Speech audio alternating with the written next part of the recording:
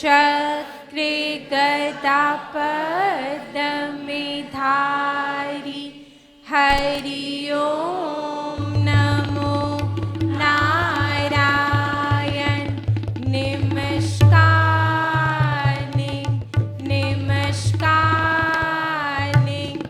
नमस्कार। शंख चक्र गदा पद्मे धारी। हरि ओम नमो नारायण। नमस्कार नमस्कार नमस्कार। शंख चक्र गदा पद्मे धारी। हरि ओम नमो नारायण। नमस्कार नमस्कार नमस्कार। प्रार्थना। मेरा समभाव समदृष्टि की पढ़ाई व गुढ़ाई करने के पीछे मुख्य उद्देश्य है अपने यथार्थ में बने रहने हेतु आत्मज्ञान द्वारा मन वचन कर्म से आत्मभाव अनुसार हर प्राणी के प्रति परमात्म दृष्टि व वृत्ति अपनाकर अपने आत्मबल का भरपूर प्रयोग करते हुए अब तक धारण किए हुए सूक्ष्म से सूक्ष्म दोषों का निवारण कर श्रेष्ठ विद्वान गुणवान बलवान धनवान बुद्धिमान व ज्ञानवान बन सज्जन भाव का वर्ताव कर एक अच्छे इंसान की तरह जीवन जीने के योग्य बनना। मैं जानता हूँ कि यही युक्ति ही मेरे हृदय में शांति रूपा शक्ति द्वारा मुझे सदा हर विकृति व अमंगल से रक्षित रखने का अचूक हथियार है। इस हेतु मैं अपने इसी उद्देश्य सिद्धि के लिए सर्वव्यापक भगवान से बल बुद्धि व सुमति प्रदान करने की प्रार्थना करता हूँ।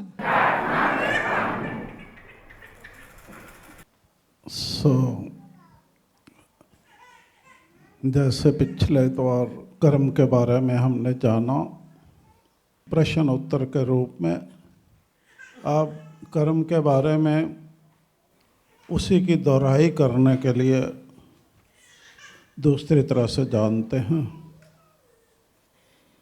तो अपनी यादगिरी उससे देख लेना। जैसे आज हमने सत्वस्तु का कुदरती ग्रंथ जो सज्जनों कह रहा है, इस कीर्तन द्वारा समझा कि पिछली बात न फोल ओ बंदे, पिछली बात न फोल, आइंदा अपना जीवन बना ला, किस्मत तेरे कोल, पिछली बात न फोल। तो उससे आगे बढ़ते हुए सब जानते हैं कि जिस प्रकार हर पदार्थ का कोई ना कोई मुख्य तत्व यानी सबसे अधिक उपयोगी अंश अर्थात शक्ति होती है, उसी प्रकार जीवधारियों के अंदर आत्मा होती है। क्या होता है? सब जानते हैं कि जिस प्रकार हर पदार्थ का कोई ना कोई मुख्य तत्व यानी सबसे अधिक उपयोगी अंश अर्थात शक्ति होती है, उसी प्रकार जीवधारियों के अंदर आत्मा होती है। वही अंश उस वस्तु की सर्व उत्तमता का प्रतीक होता है। तुम्हारी उत्तमता का प्रतीक क्या है? आत्मा। वही उसकी यथार्थ सत्ता या हस्ती होती है, जिसके बलबूते पर मनुष्य किसी भी कार्य की सिद्धि हेतु एक शासक की तरह अपने मन व इंद्रियों पर अपनी आज्ञा पालन कराने का अधिकार रखता है। शासक की तरह, मन के अधीन नहीं होता। जानो कि मन व इंद्रियों का इसके विरुद्ध मनमत अनुसार चलन अपनाना विद्रोह माना जाता है। तो विद्रोह आभास जिस वक्त पे हो उस वक्त संभलने की आवश्यकता होती है। आपकी ज्ञान इंद्रियां विद्रोह कर बैठी, आपकी कर्म इंद्रियां विद्रोह कर बैठी, आपका मन विद्रोह कर बैठा, उस पर नज़र रखनी होती है, ध्यान रखना होता है। तो जैसे ही वो मन से खबर मिले, वचन से खबर मिले, कर्म से खबर मिले कि ऐसा घट रहा है, तो सावधान होने की आवश्यकता होती है कि कहाँ मुझ में कमी हो गई, कमज़ोरी हो गई, जो मेरे साम्राज्य में जहाँ मेरा हुक्म चलना था ये कैसे हो गया। ये सावधानी की आवश्यकता होती है। जानो कि मन व इंद्रियों का इसके विरुद्ध मन मत अनुसार चलन अपनाना विद्रोह माना जाता है। एक समझदार इंसान इसके प्रति ध्यान से सतर्क रहता है। वह ऐसा घटित होने से पहले ही उन उठते हुए विद्रोही भावों का दमन करने में ही अपना हित समझता है। तो जब विद्रोही भावों का समझ आ जाए तो क्या करना है? उनका दमन करने में ही अपना हित समझना है, नहीं तो वो परेशान करेंगे। इसलिए हमें अपनी सत्ता को पहचानना है और सत्तावान बनना है। सत्तावान कौन होता है? जो अपनी ताकत का अनुभव करके उस ताकत का इस्तेमाल करना जानता है, नहीं तो उसकी सत्ता कोई छीन लेता है। तो इसमें हमारे मन हमारी सत्ता छीन सकता है अगर हम लापरवाह नहीं हैं, इंद्रियां। ठीक है? इसलिए हमें अपनी सत्ता को पहचानना है और सत्तावान बनना है। हमें अपना यथार्थ भूलकर खुद को किसी अन्य के अधिकार में नहीं सौंपना। ये बात याद रखने की है। हमें अपना यथार्थ भूलकर किसी अन्य के अधिकार में खुद को नहीं सौंपना। तो अगर अधिकार में सौंप देते हैं तो क्या होगा? हम स्वतंत्र रूप से कुछ नहीं कर सकते, तो वो जैसे हमारा उल्टा सीधा इस्तेमाल करता है तो मजबूर पाएंगे अपने आप को। तो यहाँ हमारा चरित्रवान रहना और स्वतंत्र रूप से समावस्था में बने रहना नामुमकिन हो जाता है। ऐसा सुनिश्चित करने पर ही हम चैतन्य व कुदरत प्रदत्त मानवीय गुणों में बने रह अपने चित्त को शुभ कर्मों में परिवर्तित कर सकेंगे और इस प्रकार ज्ञान, प्रकाश, शांति आदि जैसे सात्विक भाव अपनाकर तमोगुण और रजोगुण से बचे रह सकेंगे। किससे बचना? अब तमोगुण रजोगुण विचारों में भी आता है, आहार में भी आता है, तो व्यवहार में उसका प्रतीति होती है। यह पुण्य आत्मा शक्तिशाली, सदाचारी, धर्मात्मा व विशुद्ध स्वभाव वाला इंसान होने की बात है। याद रखो, ऐसा बनने पर ही इंसान अपनी सर्वश्रेष्ठ प्रकृति में बने रहे, संतोष व धैर्य अपनाकर निष्कामता से कर्तव्य पालन करने का श्रेष्ठतम आदर्श प्रस्तुत कर पाता है। इस प्रकार फिर सत्य कर्म द्वारा वह सज्जन ईश्वर का सुपुत्र बन हर तरफ से आदर सत्कार प्राप्त करता है। यहाँ हम सबसे ये पूछना चाहते हैं कि कर्म के विषय में हुई बातचीत से आपको क्या समझ में आया?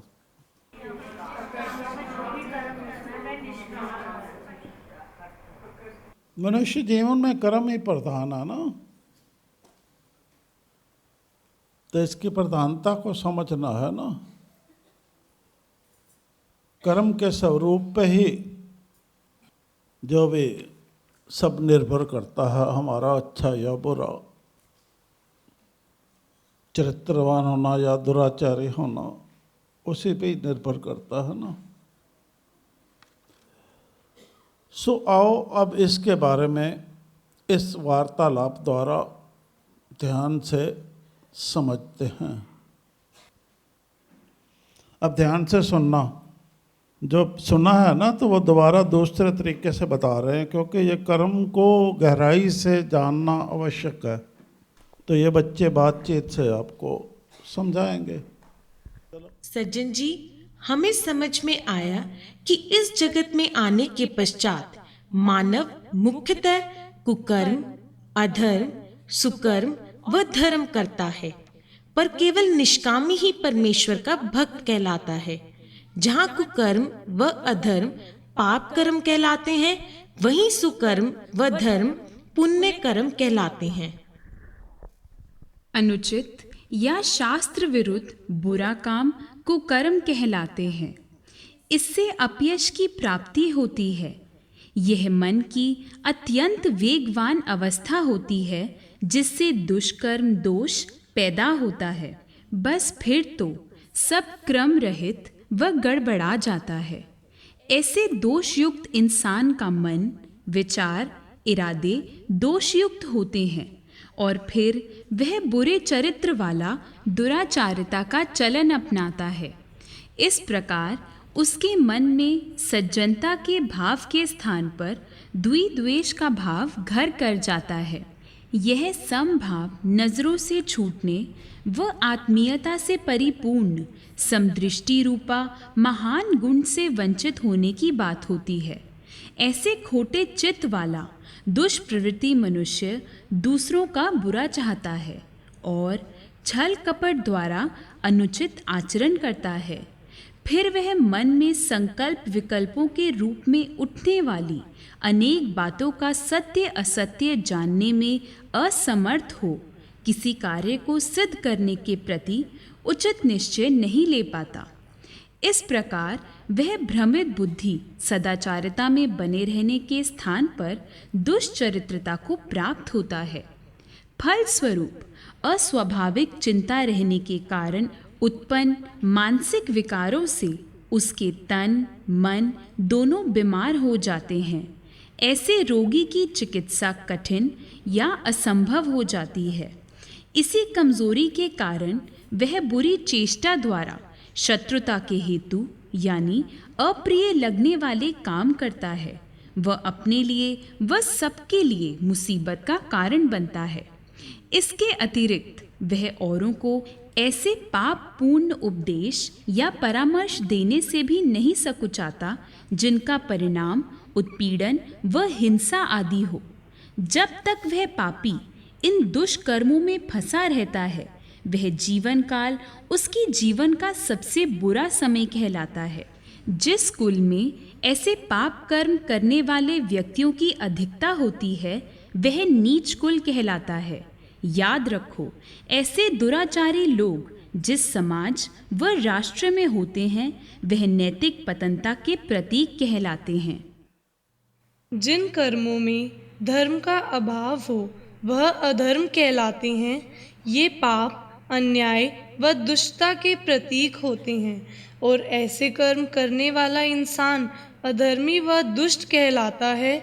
इसीलिए सत्वस्तु के कुदरती ग्रंथ में मनुष्यत्व अनुरूप व्यक्तित्व पर स्थिर बने रहने हेतु अधर्म का आचरण न करने व धर्म मार्ग पर चलने का निर्देश दिया गया है। वे उत्तम कर्म जो सर्वहित को ध्यान में रखकर किए जाएं, वे सुंदरता के प्रतीक हों, सुकर्म कहलाते हैं। यही पुण्य कर्म मनुष्य के मेहनती, सदाचारी व धर्मात्मा होने के प्रतीक होते हैं। याद रखो, धर्म और पुण्य के काम करने वाला बहादुर व बुद्धिमान व्यक्ति ही भाग्यशाली कहलाता है। उस दया व क्षमा के प्रतीक जितेंद्रिय मनुष्य का मन शांत रहता है। इस प्रकार वह विवेक बुद्धि द्वारा अंतर्निहित शक्तियों को संगठित रखते हुए अपने जीवन निर्वाह हेतु व जीवन लक्ष्य प्राप्ति हेतु आवश्यक यत्न करने का पराक्रम दिखा पाता है। आत्मा और परमात्मा की शाश्वतता, शाश्वत जीवन और शाश्वत मूल्यों में विश्वास, नैतिक व्यवस्था को भौतिक व्यवस्था से उच्चतर मानने में विश्वास तथा इन विश्वासों के अनुसार आचार व्यवहार अपनाना ही धर्म कार्यों का प्रतीक माना जाता है। यही व्यवहार संहिता व्यक्ति के सत्य कर्म करने व सदाचारी होने का हेतु होती है व इसके द्वारा व्यक्ति अपने जीवन का हर कर्तव्य नीति अनुसार न्याय संगत निभाने की योग्यता दर्शा पाता है। याद रखो, धर्म कर्म ही मनुष्य को जीवन में अभ्युदय यानी उन्नति और मृत्यु के बाद कल्याण यानी मोक्ष की प्राप्ति का हेतु होता है। धर्म शब्द का अर्थ या भाव प्रकट करते हुए सत्वस्तु के कुदरती ग्रंथ में स्पष्टतः कहा गया है, धर्म है निष्काम रास्ता, कामना से रहित। धर्म शब्द की इस परिभाषा को समस्त शास्त्र हर मानव के लिए अपने जीवन लक्ष्य प्राप्ति का सूचक मानते हैं। धर्म शब्द का यह स्पष्टीकरण या व्याख्या अपने आप में इतनी सहज व सरल है कि इस द्वारा धर्म की विशेषता व व्याप्ति पूर्णतः निश्चित व स्पष्ट हो जाती है। कर्म करने पर भी उसमें आसक्त ना होना निष्काम भाव से कर्म करने की बात है। ऐसा इंसान कभी भी फल की कामना या भावना से कोई कर्म नहीं करता। ऐसा इंसान संकल्प रहित होता है और उसका हृदय शुद्ध होता है।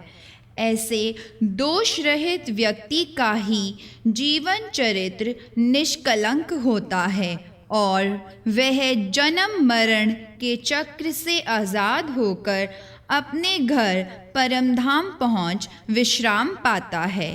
तभी तो सत्वस्तु के कुदरती ग्रंथ में बार बार कहा गया है कि रास्ता पकड़ो निष्काम, रास्ता पकड़ो निष्काम। क्या कहा गया है सत्वस्तु के कुल?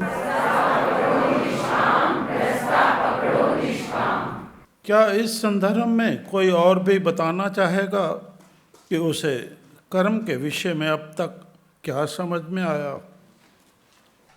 सज्जनों, कर्म के विषय में हुई बातचीत से हमें ये समझ में आया कि प्रत्येक सकाम कर्म का फल मनुष्य को अवश्य भोगना पड़ता है। इस संदर्भ में बुद्धिमान व्यक्ति जब ये विचार करता है कि मनुष्य शरीर की प्राप्ति किस कारण से होती है, तो ज्ञात होता है कि धर्म आचरण से। जब ये विचार करता है कि मनुष्य व पशु पक्षियों के शरीरों में क्या अंतर है, तो ज्ञात होता है कि मनुष्य शरीर में जो सुख सुविधाएं हैं वे पशु आदि के शरीर में नहीं है। इसलिए मनुष्य शरीर सुखप्रद है और पशु आदि का शरीर दुखप्रद। ये जानकर ये विचार करता है कि यदि मैं धर्म आचरण करूंगा तो मुझे मनुष्य योनि मिलेगी, और यदि मैं अधर्म आचरण करूंगा तो मुझे पशु पक्षियों की योनि मिलेगी, जिसमें बहुत दुख भोगना पड़ेगा। इस प्रकार वह दुखों से मुक्ति पाने के लिए प्रयत्न करता है, परंतु मनुष्य देह मिलने मात्र से भी उसके दुख की निवृत्ति नहीं हो पाती। यह तो आपने बिल्कुल ठीक कहा सज्जन जी। कर्म फल के रूप में प्राप्त हुए दुख की निवृत्ति कदापि सरलता से नहीं हो पाती। दुखों से छुटकारा पाने के लिए तो दुखों के कारण को जानना व उसका निवारण करना पड़ता है।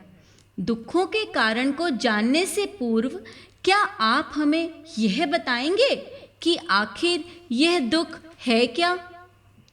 बाधा, पीड़ा, अशांति, बंधन व पराधीनता का नाम दुख है, यानी जिससे पीड़ित होकर मनुष्य उसका नाश करने का यत्न करते हैं वह दुख कहलाता है। मनुष्य को दुख क्यों होता है? जब सांसारिक पदार्थों को प्राप्त करने के प्रयत्न या इच्छा पूर्ति में बाधा उत्पन्न होती है तब मनुष्य को दुख होता है। दुखों का कारण क्या है? प्रकृति और प्रकृति से उत्पन्न महतत्व आदि कार्य कारण जगत के साथ जीवात्मा का अज्ञान पूर्वक संयोग ही दुख का कारण है। ध्यान से समझो कि बुद्धि में जो सांसारिक पदार्थों के चित्र उतरते हैं उनका अनुभव करने वाला जीवात्मा है। जिन पदार्थों का बुद्धि में चित्र उतरता है उनको दृश्य कहते हैं। प्रकृति को भी दृश्य कहते हैं, क्योंकि इसी से बुद्धि, अहंकार आदि समस्त दृश्य जगत उत्पन्न होता है। इन दृश्यों से अज्ञान के कारण जीवात्मा का संयोग होता है। उसी संयोग से दुख की उत्पत्ति होती है। कार्य कारण जगत के दृश्यों में ऐसा क्या होता है जो वह इतनी शक्तिशाली जीवात्मा को अपनी ओर आकर्षित कर लेता है? जानो कि ये दृश्य अयस्कांत मणि यानी चुंबक के समान होते हैं। जिस प्रकार अयस्कांत मणि समीपता के कारण लोहे को अपनी ओर खींच लेती है, वैसे ही ये दृश्य भी जीवात्मा को परमात्मा से विमुख कर अपनी ओर आकर्षित कर लेते हैं। दृश्यों के संपर्क में आने पर जो जीवात्मा उनमें लिप्त हो जाता है वह भोग को प्राप्त होता है। वह जो उनमें विचरते हुए भी उनसे निर्लिप्त रहता है वह अपवर्ग यानी मोक्ष को प्राप्त करता है। स्पष्टतः जब जीवात्मा इन दृश्यों की सुंदरता की ओर आकर्षित हो उन्हें अपना लेता है तो वह दृश्य जीवात्मा का स्व यानी अपने बन जाते हैं। इसी प्रक्रिया में जब जीवात्मा उन दृश्यों के रूप में उपस्थित वस्तुओं को प्राप्त करने की होड़ में उसके साथ स्वस्वामी संबंध बना लेता है तो ये दृश्य उसके बंधन का कारण बनते हैं। इस प्रक्रिया में बुद्धि की क्या भूमिका होती है? बुद्धि जीवात्मा के अनुभव का विषय बनती है, अर्थात जीवात्मा अनुभव करने वाला कर्ता और बुद्धि अनुभव क्रिया का कर्म बनती है। चेतन पुरुष के सानिध्य यानी समीपता से बुद्धि चेतन सदृश स्वरूप को प्राप्त कर लेती है। इस विषय में जान लो कि वास्तव में बुद्धि जड़ पदार्थ है। बुद्धि का उपादान कारण प्रकृति है, इसलिए वह एक स्वतंत्र पदार्थ हैं, परंतु जीवात्मा के भोग और अपवर्ग यानी मोक्ष को सिद्ध करने वाली होने के कारण वे परतंत्र है। जीवात्मा दृक् शक्ति यानी प्रकाश स्वरूप चैतन्य आत्मा और बुद्धि दर्शन यानी साक्षात्कार व अवलोकन करने की शक्ति है। इन दोनों का प्रयोजनकृत एवं प्रवाही अनादि संयोग बंधन का कारण है। इसका अर्थ तो यह हुआ कि दृश्यों के साथ जीवात्मा का संयोग ही बंधन यानी दुख का कारण है। ये बात ध्यान से समझो कि अज्ञान के कारण आत्मा और दृश्य का संयोग ही बंधन का कारण है। इसके विपरीत ज्ञान पूर्वक संयोग बंधन का कारण नहीं है। यदि संबंध मात्र से बंधन का कारण माना जाए तो ईश्वर का भी बंधन होना चाहिए, क्योंकि दृश्य का संबंध ईश्वर से भी है। अतः याद रखो कि संयोग के हेतु को दूर कर देने से दुख की निवृत्ति हो जाती है, क्योंकि कारण का अभाव होने से कार्य का अभाव हो जाता है। उदाहरण स्वरूप, जो व्यक्ति ये जानता है कि कांटे के द्वारा पैर के तल भाग में आघात होने से दुख होता है, तो वह उस कांटे पर पैर भी नहीं रखता। यदि रखता भी है तो जूते धारण करके रखता है। इससे उसको कांटे से उत्पन्न होने वाला दुख संतप्त नहीं करता। जो भेदता, भेदकत्व और उसके परिहार के साधन को जानता है, वह दुख को प्राप्त नहीं होता। भेदता, भेदकत्व और उसके परिहार के साधन से क्या तात्पर्य है? इस संदर्भ में जानो कि वास्तव में सतोगुण, रजोगुण और तमोगुण, इन 3 सूक्ष्म द्रव्यों से समस्त संसार की उत्पत्ति होती है। सत्वगुण भेद्य यानी भेदन करने योग्य है। रजोगुण भेदक यानी भेद करने वाला है। और तत्वज्ञान परिहार यानी दोष आदि के निवारण का साधन है। यहाँ रजोगुण तपाने वाला है, अर्थात दुख देने वाला है। सत्वगुण तपने वाला अर्थात तपन क्रिया वाला है। सत्वगुण के तपने पर बुद्धि के माध्यम से विषयों का अनुभव करने वाला जीवात्मा अज्ञानता के कारण उस तपन क्रिया को अपने अंदर मान लेता है, इसलिए सुख दुख में फंसता है। अच्छा, अब समझ में आया कि संसार में जो सुख है वह सत्व गुण का धर्म है, दुख रजोगुण का और मोह तमोगुण का। अज्ञानता के कारण जीवात्मा सुख दुख व मोह को अपना गुण मान लेता है, परंतु जब जीवात्मा ज्ञान पूर्वक निष्काम भाव से दृश्य के रूप में उपस्थित पदार्थों का प्रयोग करता है, तब वह समस्त बंधनों से छूटकर मोक्ष को प्राप्त कर लेता है। तभी तो कहा गया है कि ये दृश्य भोग और अपवर्ग यानी मोक्ष मुक्ति की प्राप्ति के लिए है। जो अज्ञान युक्त है वे भोगों में भी सुख देखते हैं, और जो तत्ववेता है वे भोगों में दुख देखकर उनका परित्याग कर देते हैं और मोक्ष को प्राप्त करते हैं। इसलिए प्रत्येक मनुष्य को ये जानना चाहिए कि अज्ञान पूर्वक प्रयोग करने से संसार के पदार्थ बंधन का कारण बनते हैं और ज्ञान पूर्वक प्रयोग करने से मोक्ष का कारण बनते हैं। याद रखो कि अविद्या, अन्याय, अशुभ उपासना, कुसंस्कार, कुसंग और आलस्य आदि दुखों के कारण हैं। अतः इनका नाश करने का प्रयास करो। वेद में भी ये बात कही है कि जो व्यक्ति कारण और कार्य को ठीक प्रकार से जानता है वह ही अमर तत्व को प्राप्त होता है। सो वेद क्या कहते हैं कि जो व्यक्ति कारण और कार्य को ठीक प्रकार से जानता है वह अमरत्व को प्राप्त होता है।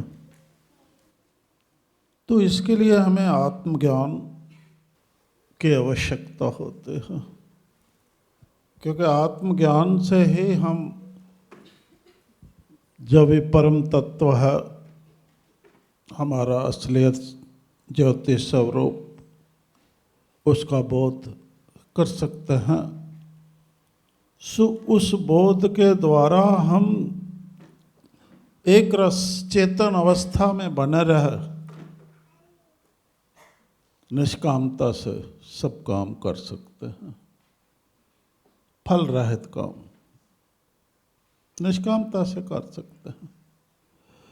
सो हमें पता होना चाहिए कि जो सत्व गुण है उसका धर्म क्या है।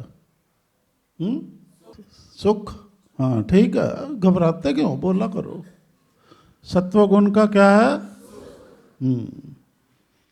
अब वो हम सत्व गुण को अपनाकर, जैसे शास्त्र का कंठस्थ पड़ गया तो उसी गुण में चलते गए तो सुख, पर दुख तो नियत होता है। और दुख रजोगुण का क्या है? धर्म।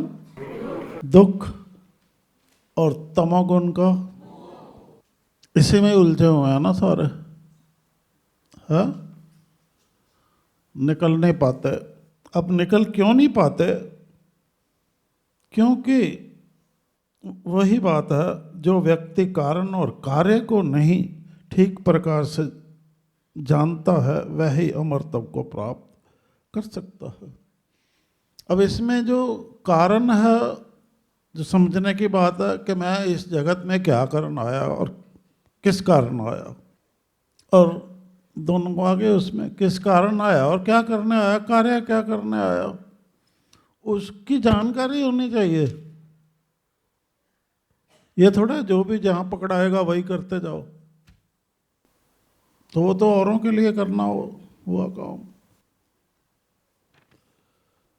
तो ये बहुत महत्वपूर्ण है। अब जब अज्ञानता में आत्मज्ञान नहीं होता जिसके पास, क्या करता है वो जीवात्मा? सुख दुख व मोह को अपना गुण मान लेता है, अपना गुण मान लेता है, जबकि वो गुण है सत्व गुण के और रजोगुण के और तमोगुण के। अब वो उनको अपना आके बैठ जाता है। सजनों, अभी हमने जाना कि जंचर बंचर जड़ चेतन से युक्त जगत, सजनों अभी हमने जाना कि जंचर बंचर जड़ चेतन से युक्त जगत प्राकृतिक नियमों से ही संचालित है। प्रत्येक प्राणी के सुख दुख अपने अपने कर्म संस्कार के ऊपर निर्भर हैं। यहाँ हमारे लिए ये भी जानना जरूरी है कि संसार का संबंध कर्म संबंध के अधीन है। मोटी बात याद रखने की है, संसार का संबंध कर्म संबंध के अधीन है, और कर्म का संबंध अगर बिल्कुल अच्छे से जीवन जीना चाहते हो तो कर्म का संबंध समझो जिसके साथ जा जुड़ता है, राग द्वेष और मोह के अधीन है। इसको बारीकी से समझने की जरूरत है, और कर्म करते वक्त इसके प्रति सावधान रहते हुए आत्मनिरीक्षण करना होता है कि मैं इससे हटके तो नहीं चल रहा। यहाँ हमारे लिए ये भी जानना जरूरी है कि संसार का संबंध कर्म संबंध के अधीन है, और कर्म का संबंध राग द्वेष और मोह के अधीन है। जानो, तृष्णा राग द्वेष और मोह आदि संसार की जड़ हैं। जिसके अंदर ये पैदा हो गए मन में, संसार की जड़, बीज संसार का प्रस्फुटित हो गया, अब उस पे वृक्ष लगेगा, लगेगा ना। तो जड़ क्या है? अगर हमारे अंदर तृष्णा है तो समझो कि संसार रूपी जड़ अब बहुत बड़े वृक्ष में फैलने वाली है के रूप में, तो वो स्वार्थी दरख्त बनने वाला है। जितना भी स्वार्थी दरख्त में लिखा हुआ है वो सब कुछ हमारे साथ होने वाला है। जानो की तृष्णा, क्या कहा आपने? राग, द्वेष और मोह, चार चीजें।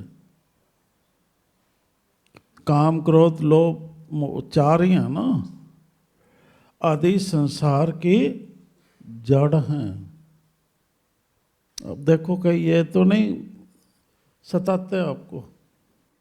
और यही जो है चारों, यही जड़ है जो मन को चंचल बनाने के का कारण है।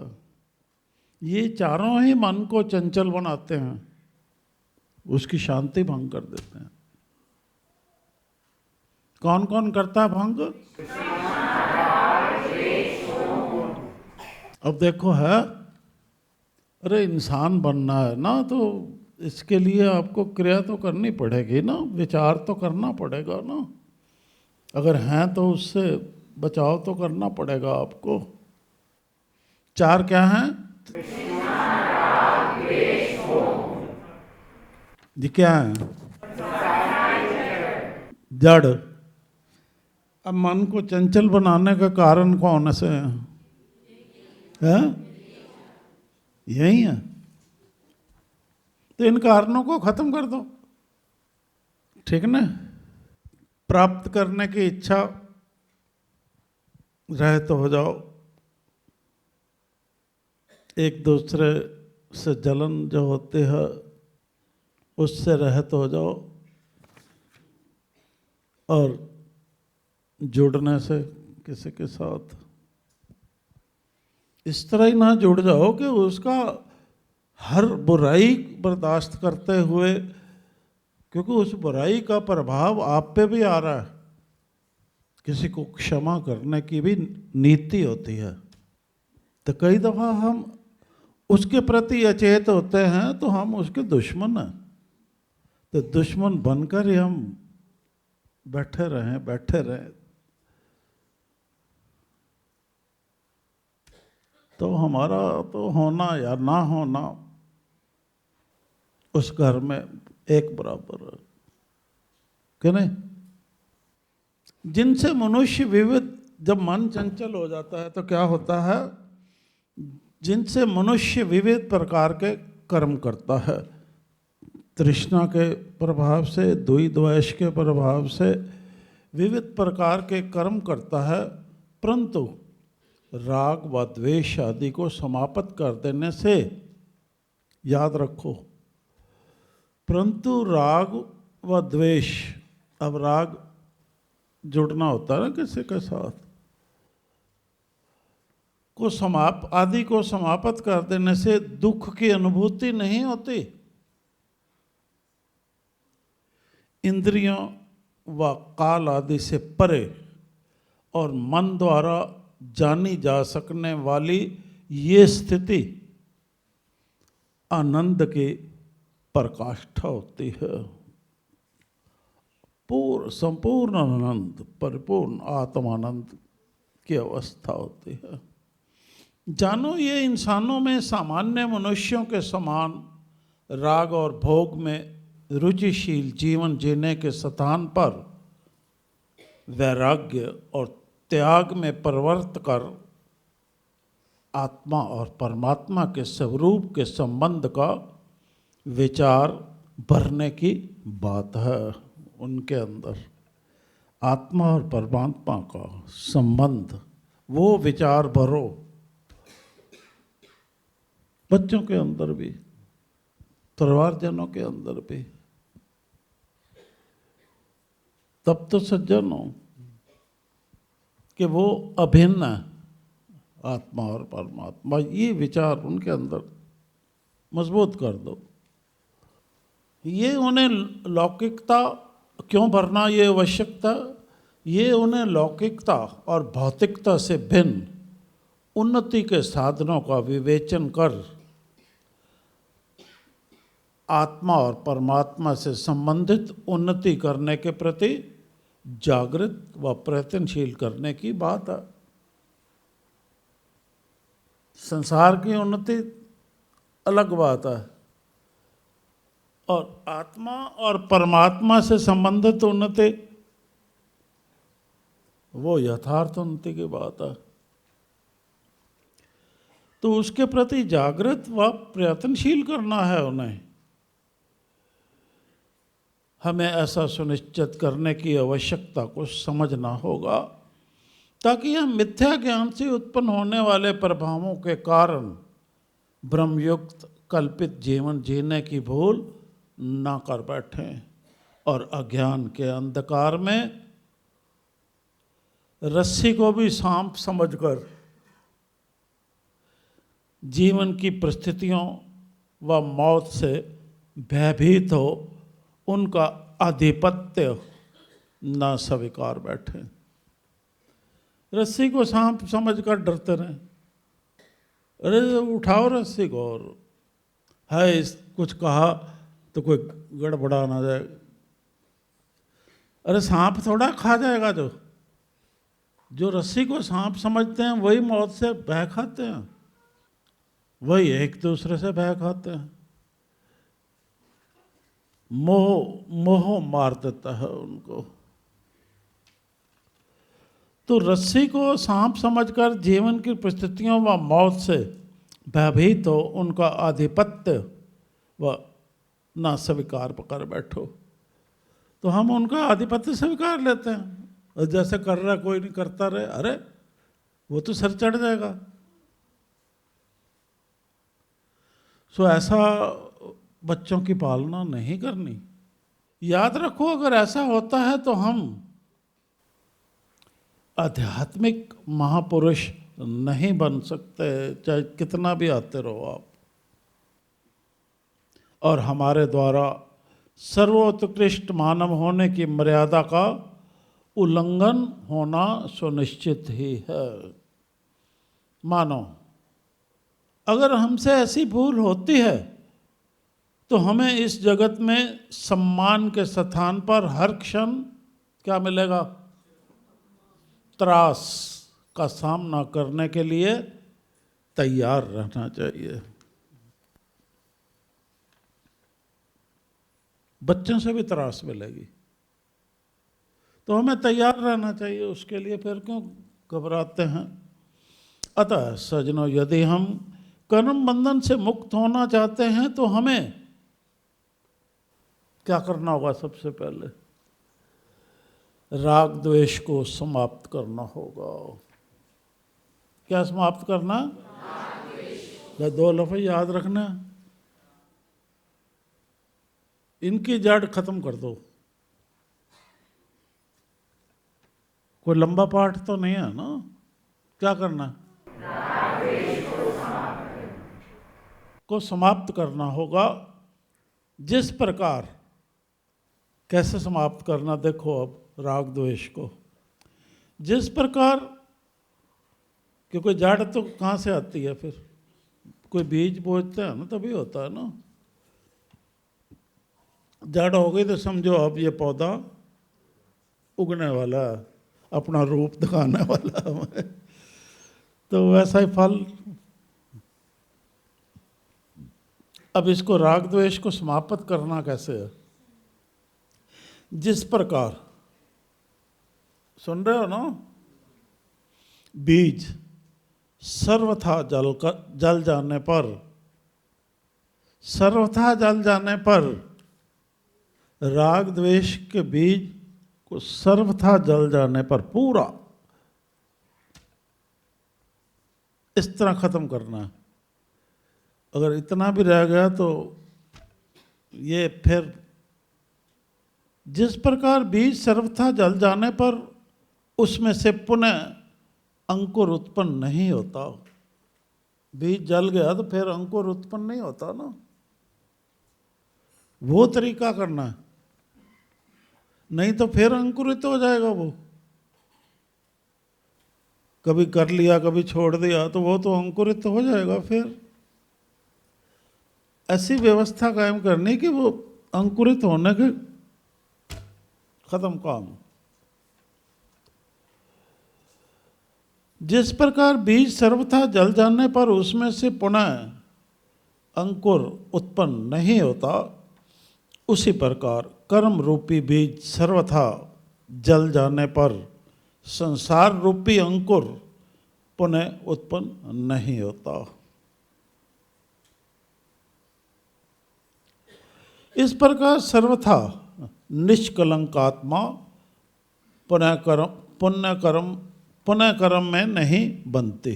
इस प्रकार सर्वथा निष्कलंकात्मा पुनः कर्म में नहीं बंधते और जीव जन्म मरण से आज़ाद हो जाता है।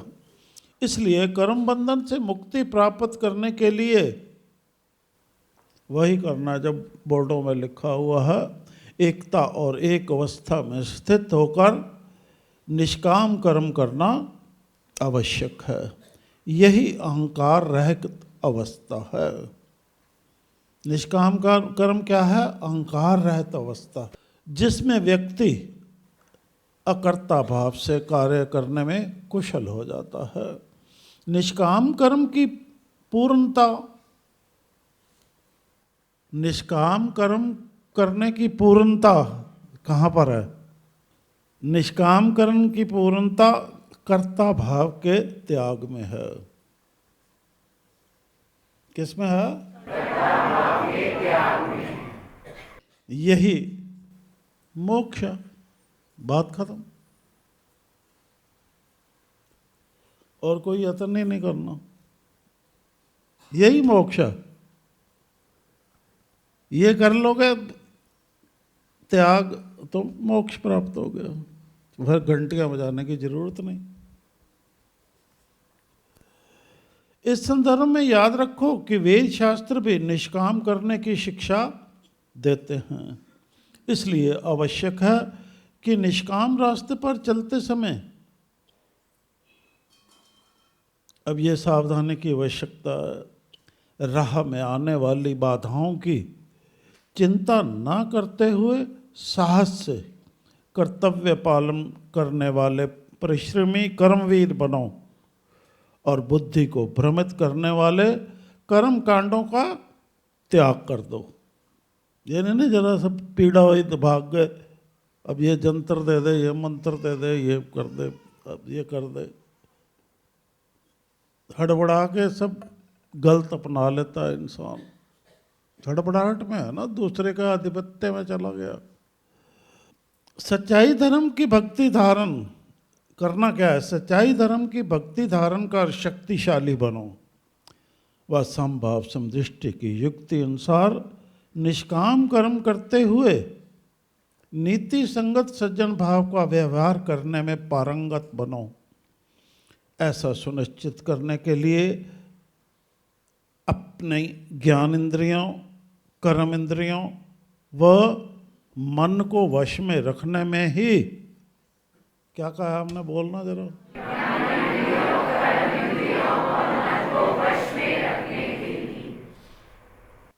अपना मंगल मानो। क्या कहा?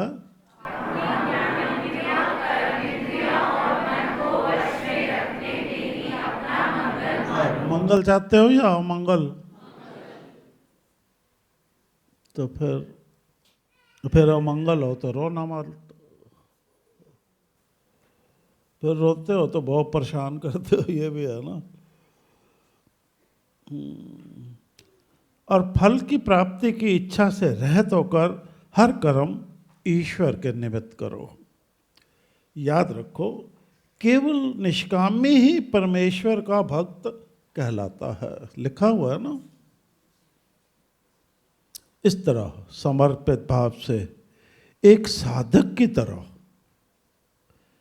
निष्काम भाव से सभी कर्म करने के सिद्धांत को परिवारजनों सहित सहर्ष अपना लो और सार्वजनिक हित यानी परोपकार हेतु समस्त मानव जाति को भी निष्काम भाव से कर्म करने के लिए प्रेरित करो। पहले तो खुद करना पड़ेगा।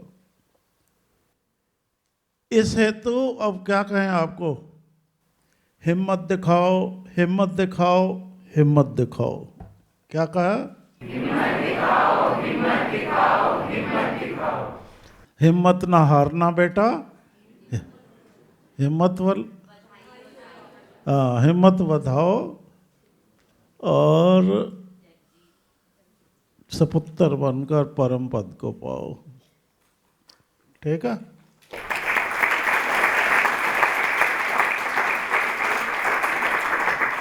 अब अगली बार ये आपको शास्त्र के हिसाब से बताएंगे ना।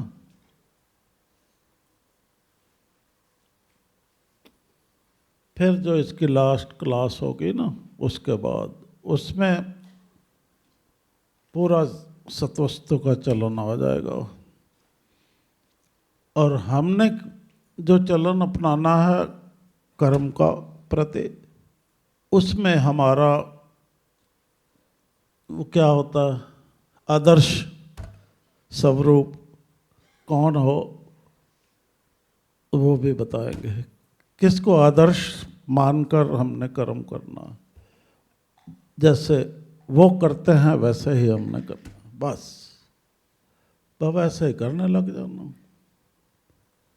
क्योंकि उस क्लास के बाद फिर कुछ हम छटनी की सोच रहे हैं ना। जो हकीकत में करना चाहता होगा फिर थोड़ा वो पूछ लेंगे हम। तब तक अपने आप को समझ लो कि आप त्याग भावना से वाकई एक अच्छे इंसान, नेक इंसान बनना चाहते हो। अगर नहीं तो हम हाथ जोड़ते हैं। जो बनना चाहते हैं उनको बनने दो, उनके बीच में आकर गड़बड़ मत करो यहाँ पर। क्योंकि ऐसे सज्जनों को देखकर ध्यान बिखर जाता है ना। जो अपना घर का काम ही नहीं करके आता, जो मिले इसको, तो उसके लिए खुद हट जाओ। क्योंकि हमारे करने से फिर आपको तकलीफ होगी। तो अभी आपके पास 15 दिन है। बात समझ आ गई ना स्पष्ट सबको? क्यों फिर आप ऐसे नहीं देखने वाले किसी की शक्ल। क्यों थोड़ा अब इसको दूसरी तरफ मोड़ने लगे हम। पूरा मौका मिल रहा है आपको, ऐसी बात नहीं है। तो सारे समझदार हो। जो आप बच्चे हो ना, आपको और ध्यान अभी से करना। ठीक है, सुन रहे हो ना? तो जो इसके बाद हम बताने वाले हैं ना तरीका, उस तरीके को एक हफ्ते का अगर हम कुछ देते हैं करने का, उसको मजबूती से करना। अपना विचार लेना, इसमें कोई हमें दिक्कत नहीं है। तो हम कोई नाराज नहीं होने वाला आपसे, सत्संग में आ सकते हो खुशी से।